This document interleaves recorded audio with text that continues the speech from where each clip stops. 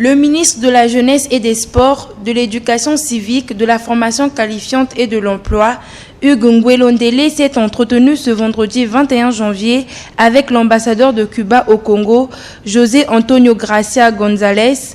L'intérêt de cet échange a porté essentiellement sur la participation du Cuba à la formation des athlètes congolais qui prendront part aux compétitions sportives, notamment des Jeux de la francophonie prévus du 19 au 28 août 2022 en République démocratique du Congo.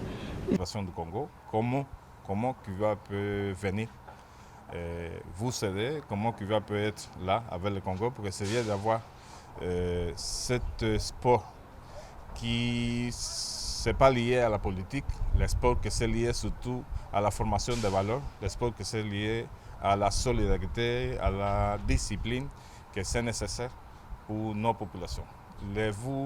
C'était ça le but de notre rencontre, la participation de Cuba dans cette formation des Congolais qui vont être dans les prochains Jeux ici à l'Afrique et à côté mondial. Après cette audience, le ministre Hugues Nguelondele a pris part à la présentation du projet d'autonomisation des femmes et dividendes démographiques au Sahel, en sigle SWED.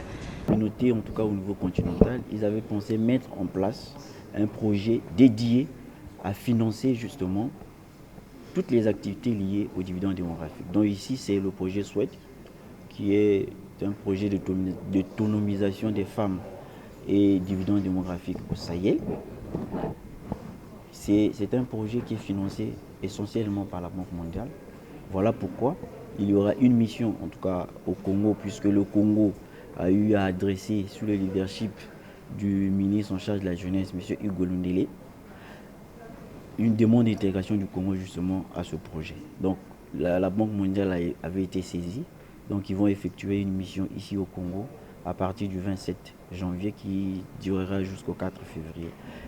Soulignons que les bénéficiaires de ce projet qui met un accent particulier sur la maîtrise du taux de fécondité et de la mortalité sont principalement les adolescents dont la tranche d'âge varie entre 10 et 19 ans.